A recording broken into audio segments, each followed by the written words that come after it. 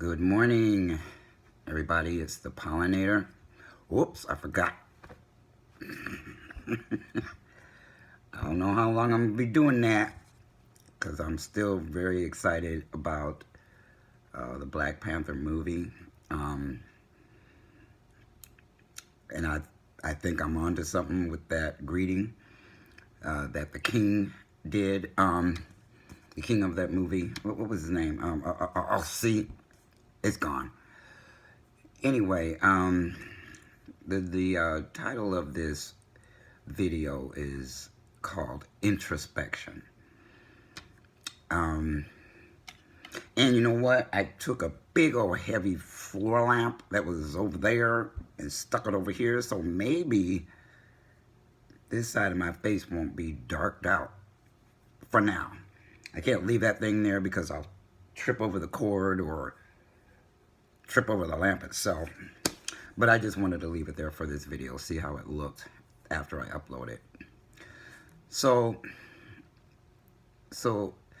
the title of this movie, this vlog being Introspection, a day ago, 2 days ago, I made a few videos that I was very hurt. I'm still hurt, but I am a thinking man. I am a critically thinking pro-black man, which is why Facebook won't stop fucking with me. They're messing with other people too that are transgender, but I think they're messing with me because I'm both black and transgender and a thinker and a talker, and I write whatever's on my mind. I say whatever on my mind. But I wanted to say something about those videos that I uploaded and took a few hours to decide to make them public, because I wasn't going to do that at first, but the longer I thought about it, the more I thought, you know, I'm transparent anyway, and you got to see a side of me that I just felt like showing. You know, I didn't have to do that. I could have just left them for myself. But I did want to show the world that I am just as capable of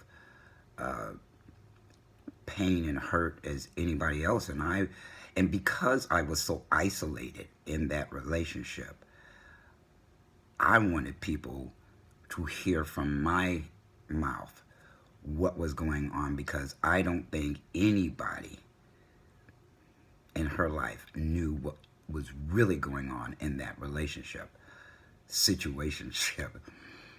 But so, and I've managed to get some stuff done. You know, if I hadn't been such a critical thinker, right now I would be absolutely crushed, devastated, could not function, could not carry on. That's how much I love that woman, that I could choose to pull away, fall into depression, stay there and lick my wounds. But I do not want to go there, because I don't have another clinical depression in me. I absolutely know that. That's why I fight so hard to, when things happen, to do something different that's going to keep me from going there. I think I told people, and I don't know whether I posted it or I put it in a vlog, that towards the end, the last 3 or 4 years of that depression, and you know what, I can still go there at any moment in time. It's just things got a heck of a lot better when I started testosterone. But there have been periods within the last 2 years, going on 4 months, that I felt like, uh-oh, that stinking thinking is coming on, and I'm gonna fall into being suicidal, into depression. And that is part of the reason why I stay very close to my therapist. I don't let her go. I compromised on something that I really didn't want to compromise about, just to keep her in my life. And so anyway, I would be absolutely destroyed right now, and thinking that there's no way in hell I'll ever trust another woman, until I started thinking about someone who, I don't know if she's still alive. I don't know if her parents are still alive. I don't know where she is. She will be in my book, and I think just in case she is still alive, you know, when my book comes out, my first book comes out, she'll recognize her name as it was. She did get her name changed, but I don't want to put anything about that lady in jeopardy, because she was my best friend and my lover and my partner for 5 years. I'm not going to say her name, but let me tell you something. I began to think about something that I'm only aware of from the outside looking in, not the inside looking out, and that is abuse victims. As a sponsor of Alcoholics Anonymous for a couple decades, well, almost a couple of decades, I was privy to a lot of stories being people's sponsor because of step 4, where you talk about all your wrongs, and you talk about, well, you try to talk about all your wrongs, but in doing so, oftentimes you get to hear people tell you their story and some of the things that happened to them growing up in their past, could still be going on. And to this day, I still run into people like that, but I don't see it from the inside out. In other words, I am not a sexual abuse victim. So that lady that I was with for 5 years, and if I had had it within my mind, I would have married that lady. But it just wasn't in me at the time. I didn't believe in same-sex marriages, and so I didn't. And I all but ran her away from me because I was too busy drugging and abusing alcohol to do anything other than what I did, which was push her away, so that I could continue my habit without being found out. Pretty sure she knew, because she went into Al-Anon before I got clean and sober. She took me to my first ever 12-step program meeting, which happened to be Narcotics Anonymous, not Alcoholics Anonymous. And I fit the mold of being more of an NA drug user than I was an alcohol abuser, although I stopped doing drugs, and when I would not be able to get my hands on them, I would drink. I would drive around drinking a fifth of Bacardi rum in my car. I would drive up into the mountains of California, which aren't mountains, they were just hills. But I would drive up into those things, drinking, from grabbing that pint from my glove box and be driving all around in the little mountains of California, in the Bay Area. So this lady,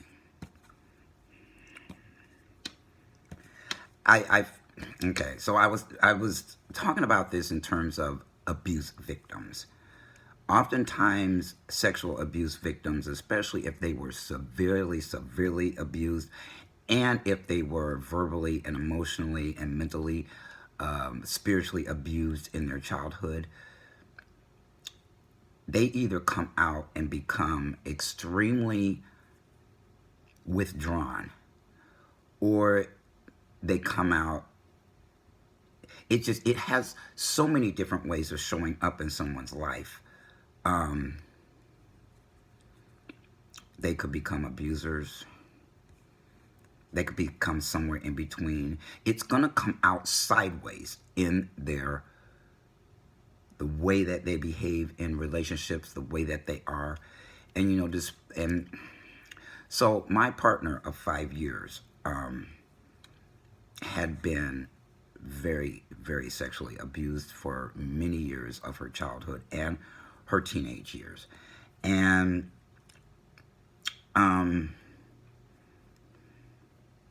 the way that showed up in our relationship was very obtuse. It was very, I didn't understand at the time what was going on and why she was the way that she was. I mean, we had maybe 2 arguments the entire 5 years we were together, but there was something missing. There was something so missing in our sexual relationship that I thought it was me. And in order for me to prove it wasn't me, I had other women. I let her know, that's what was going on. In fact, we were in an open relationship. Didn't work. It hurt her terribly, and it pushed her into the arms of another woman because she wasn't built like that. I was built like that. She wasn't built like that up here. She just wasn't built like that, okay? I'm the one who was the big old manhole that just had to keep proving to myself that what was going on in our relationship wasn't my fault, that I knew how to satisfy a woman, blah, blah, blah, blah. When you're 20-something, do you think with all your faculties? No. And especially when you're doing drugs and you're drinking and you're running amok and, all the things that I was doing, I wouldn't think clearly. So, I made it mean all sorts of shit it didn't mean. But what's very strange about her is that she left me for a woman. I almost said another. See how, writing this book has got me jumping back and forth from my past and my present, my past and my present, and I'm like, I'm misgendering myself. Anyway, so she was with another woman. See, I did it again. Anyway, at the time, that's what I thought I was. That's what she thought I was. That's what everybody else thought I was. But I wasn't. My behavior should tell you something about that. I'm a straight up male in that relationship. But, I would see her in various places, in conferences, because she stayed involved in Al-Anon. I stayed very involved in AA and a bunch of other 12-step programs, and we would bump into each other at these conferences. And every time I saw her,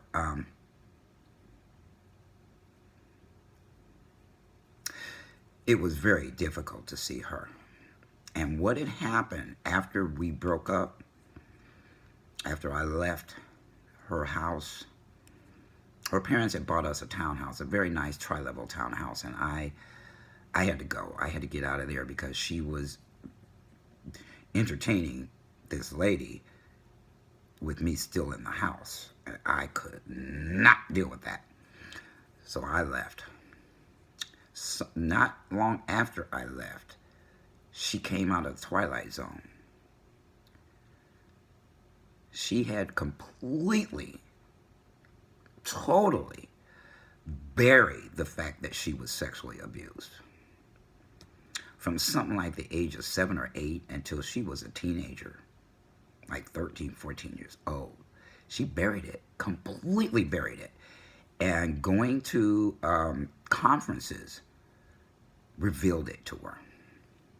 because she kept being drawn to abuse classes, abuse workshops at the conferences. So I didn't know any of this, of course. I was going through my own pain of losing her.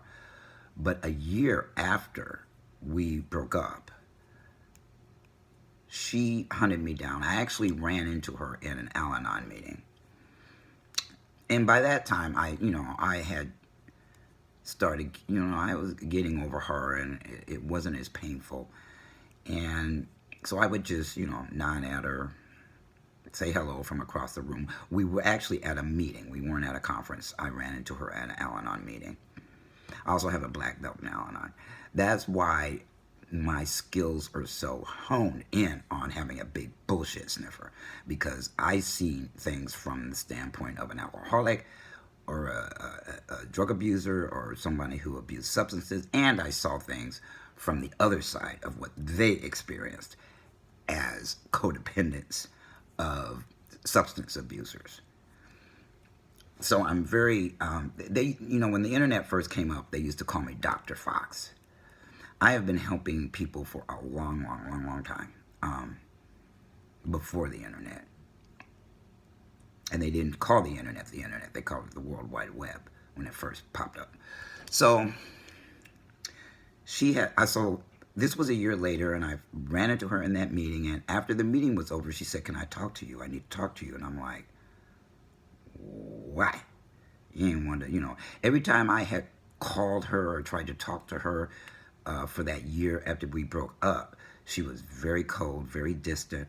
Oh, and every time I ran into her at conferences, she was never there with Vivian. She was never there with that lady. And I would ask her, where's your partner? So every time I see you, she's never with you. Well, she's not interested in these sort of things or something like that. This is my thing, not her thing. And I say, oh, okay. But every time I saw her, I asked her, where is Vivian? I'm surprised I even remember her name. Because she was in our house. She was buddying up to us well, I'm not going to tell that story, but she would buddy up to us, and then she ended up taking my lady. And so I said, okay, all right. And we went to her car. She had this Honda, this brown Honda. Can't remember what model it was. But so she got in the car. I got in the passenger seat, and I said, okay, well, what's going on? And she told me. She also told me she tried to confront her father, and she tried to confront her family about what he had done, and it all backfired on her. Everybody went into denial about it. They blamed her. They just wanted to get away from the situation because they could not handle what she was trying to tell them, that her father was a pedophile. And he was a very high-powered executive, worked for IBM. He traveled all over the world doing whatever he did. But, the man, he was rich, and it completely... Anyway, she was a mess. I was like... Before she broke down in the car, I said, well, why did you come find me? Why didn't you tell Vivian? You know what she said to me that just it almost killed me, because I was like, then why did you break up with me? She said, because I trust you. I didn't even know, what did that mean? We're broken up. We don't talk. But she trusts me? Maybe she trusted me not to judge her for what had happened. Maybe I was one of only a few people that could, because she knew me. She knew my heart. She knew me. She knew I would not judge her for that. But I also realized that it was why she was shut down that way. And she wasn't all the way shut down. I mean, we went out and picked up women together in clubs and parties and all sorts of things. But she had a little issue that you know what, I'm not even going to talk about that. But she had an issue that I could see that was something that was a side effect of that abuse. So why am I talking about this?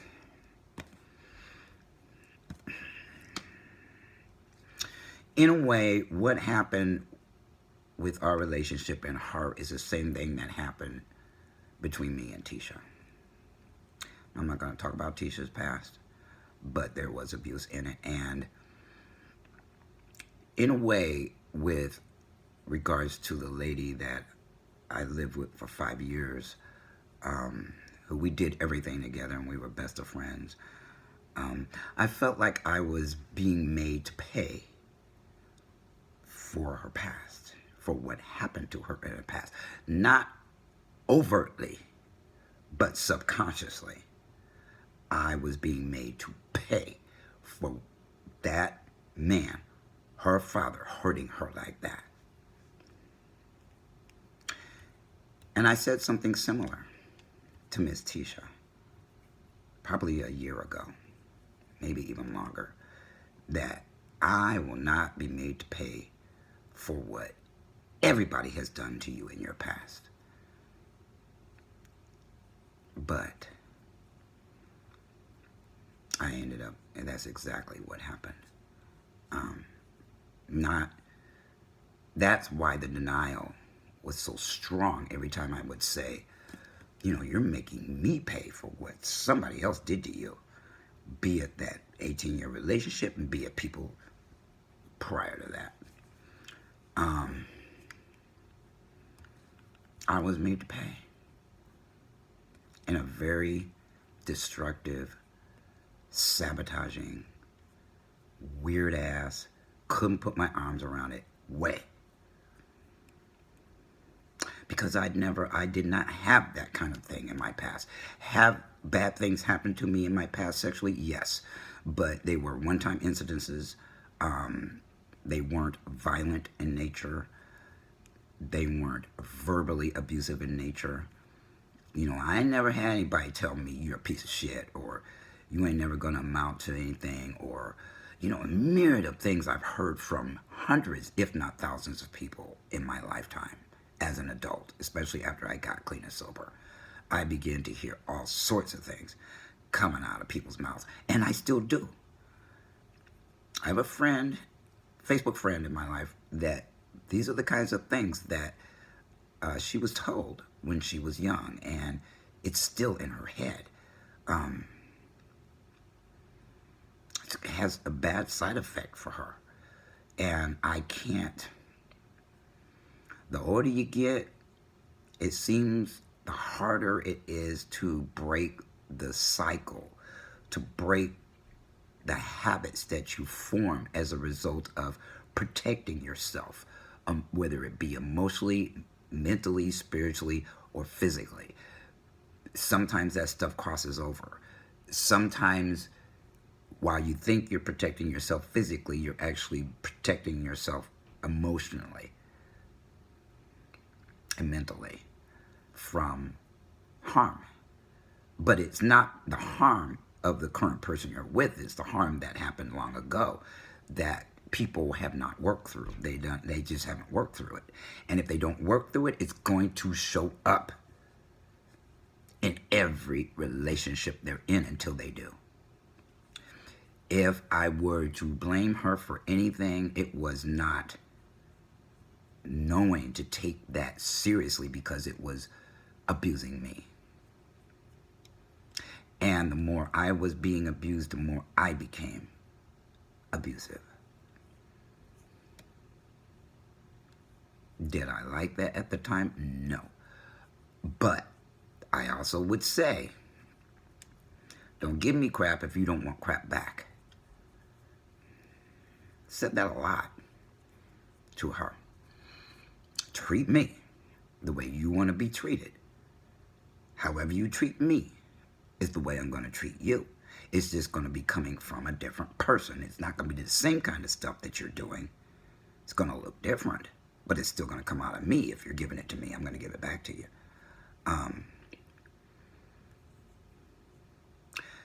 So I was made to pay for every offense, abuse, or whatever in her past. And some of that shit was from men. So, you know, no wonder she's having fucking problems with being with a man. Loving a man and being confused about that. Not being able to work through that. And especially from me.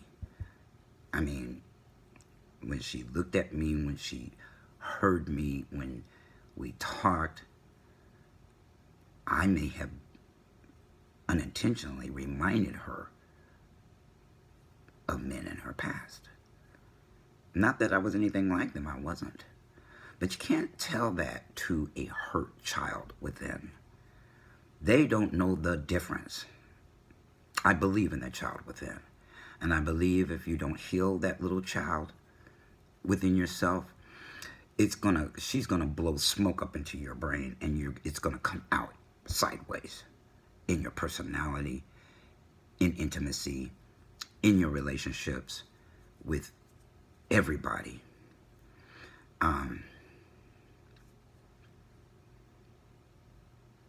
So that's why I cannot hate her, even though I'm extremely mad and hurt about what is going down. Because it doesn't have to be this way. You can't pull back that cover and show that to somebody if they don't want to see it. Just like that lady said, you can't make anybody love you. You can't make anybody love themselves either. You can't make anybody want to look at something that could ultimately be so painful that they can't handle it at all. Their only defense mechanism for it is to deny it. Is to put a shade over it, to make it, to minimize the impact it really, really, really had on your emotions, your personality, your thinking, all of that. Like I said, I've helped a lot of people through issues like that. But only if they allow me to. I have run across a lot of people. I chat with a lot of people on Fuckerbook. And I run into all kinds of people like this who I quickly, for some reason, see that they ain't budging about that. They don't want to see, so I let it go. But see, I'm not. My emotions aren't hooked into theirs, which was the difference between me and Tisha and me and everybody else on the planet. Is my emotions were hooked in, and I was getting affected by that stuff. If my emotions weren't hooked in, if I hadn't fallen in love with her, because there is some good in her. There is a desire for her to get out of her own prison in her head, but not enough of a desire to, it may take years before she is ready to face her demons. And until she does, she's extremely dangerous to anybody that crosses her path in the area of intimacy. Not friendship, not family. Intimacy pushes a different button than all the other relationships in your life. All your bullshit comes out in intimacy. Not with your family. Not with your friends. Not with your acquaintances, not with your coworkers, not with your bosses. Nobody gets to see all that shit, all that darkness, except your partner and your intimate partner. And I, for the life of me, could not hang in there anymore with that. I told her the darkness is too dark for me. I know you're stuck there, but as long as you're there, I got to go. I got to boogie because, you know, my world is very bright and very light, and there's no darkness in my life except for her. I mean, just sitting here in my house. One of those videos I said what happened after she shut down. She came here and shut down. You could cut the air with a knife, and it was her air. It was the air around her. It wasn't the air around me. And I would be running around this house like a silly asshole. I mean, silly. I would try to lighten the air in here, the mood in here. I would do all sorts of bizarre things. One day, she was in the bedroom watching... oh God, I ended up hating this show because of her pulling away from me and drowning herself in that show. But it was The Walking Dead, and so one day she was in there. I was out here watching something else I wanted to watch, and she was in my bedroom watching Walking Dead videos all day, all night, all day, all night, all day, all night. So one day I went, you know what? I'm just gonna fuck with her. And so I would get up out of this chair, run in the bedroom, run up to the bed that she was sitting on, stick my finger in her ear, and run back in here and sit down. And then I'd do some more stuff on my computer. I'd watch a little TV, and I'd get up and do it again. I might get up and go in there and kiss her on the cheek, or I might get up and go in there and pull the covers down, or go in there and try to I was just being a bug. I was being a pest. And you know, she was half laughing and telling me to get away, but she was loving that kind of attention. I don't know if anybody ever showed her that kind of attention before, that kind of love, that kind of intimacy, that kind of playfulness. I'm a big old kid, y'all. That's why I can be half adult, half goofy out there in the world with other people, is because I can mix it up at any, I flip in and out of that almost at will. Exposing the little boy in me and exposing the man, exposing my intelligence while exposing my silliness, my goofiness. I'm a nerd. I am so a computer nerd. But I can expose all these things to people because of the fact that I am fully self-expressed and I work through all of my baggage. Because I wanted to work through that.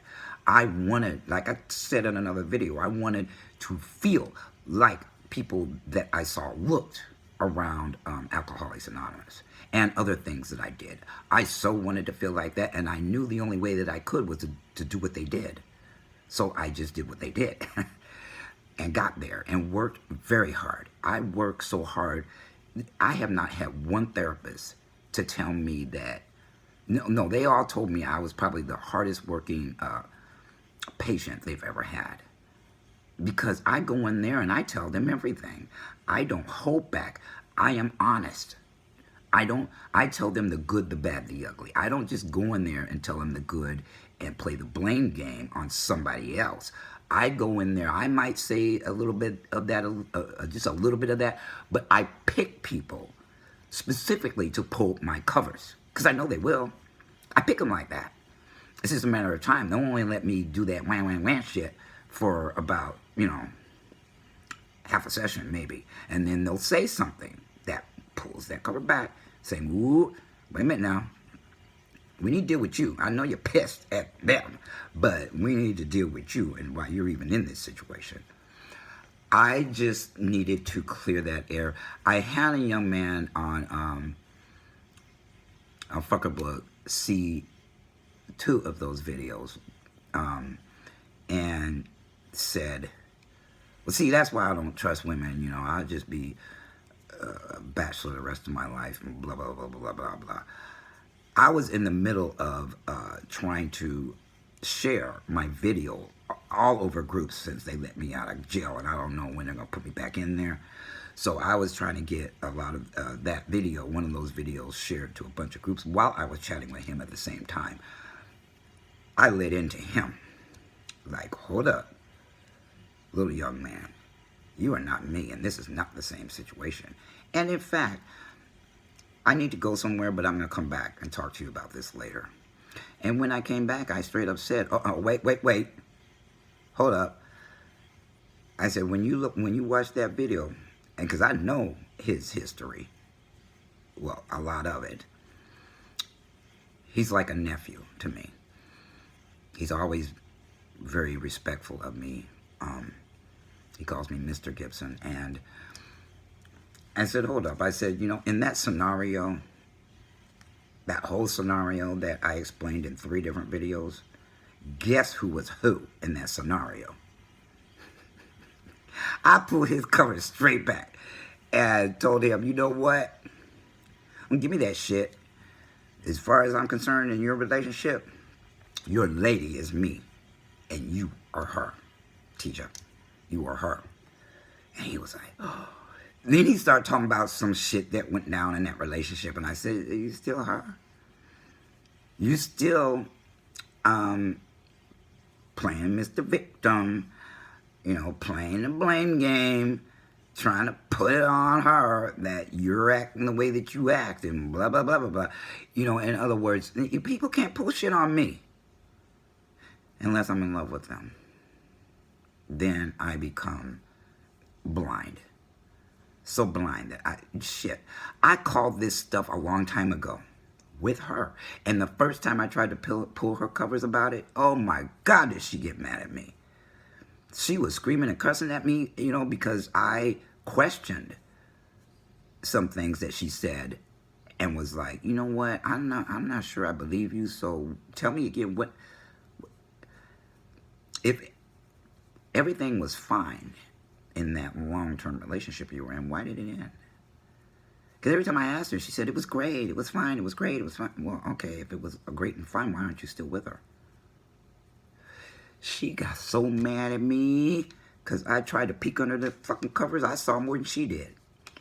And she told me that I knew her better than she knew herself. I didn't want to know her like that. I wanted her to know more than I knew. That was the only way she would ever be able to love me, is if she saw all that stuff that I saw. But oh my God, her denial was like a brick wall. It was like Fort Knox built all around her, was just deny every fucking thing, no matter what it was. If it didn't look good, sound good, smell good, it wasn't her. That's how thick those walls were, to protect herself from something in her past. I wasn't there. I don't know. And I wasn't her shrink. Didn't want to be her shrink. Didn't want to be her therapist. I wanted to be her fiance. Someone she loved and could act like she was loving. Words weren't enough. The behavior had to match the words. That's what I was taught. That's how I live. I don't live with saying one thing and doing another. Until I'm ready to unplug. And then whatever I said before then, next that out. Don't mean anything anymore. Yeah, I may have said something, you know, like I would never leave this situation, but it was like, no. I have, what do you call them? The things where you can't tolerate them anymore. Crap. I can't remember the word right now. But like some people, you know, you lay a hand on me, I'm gone. That's one thing you cannot do. And as for other people, you cheat on them, they're gone. Or I'm gone. You know, what is that called? I know y'all know what it's called.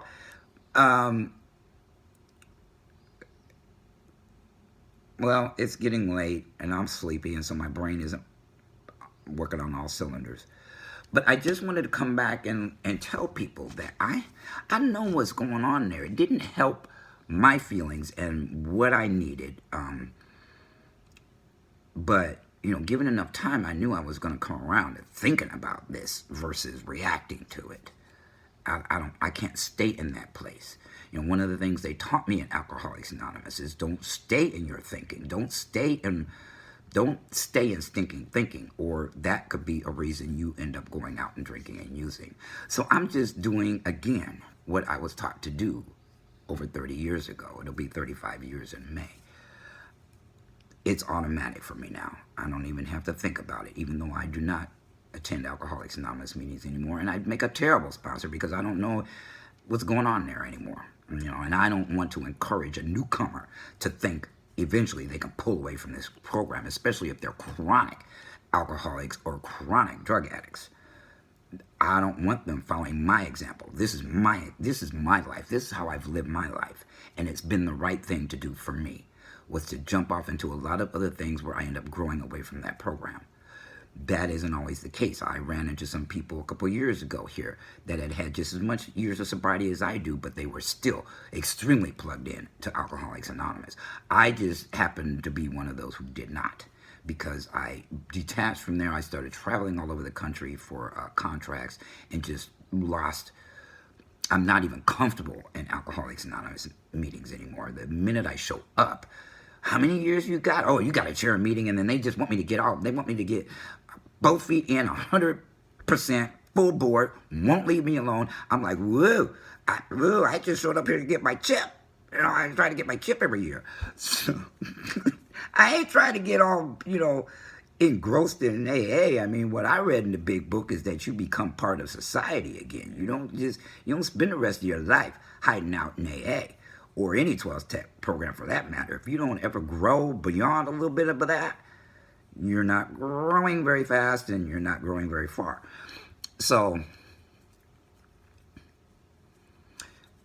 I just need to put this out there, and I hope everybody has a blessed weekend. I'm going to a support group meeting tonight for female and males. Hope I meet some new guys. It's a different one than I usually go to. It's a new one. So thank you for letting me share my life with you. Thank you for letting me bleed with you. Thank you for letting me be happy with you.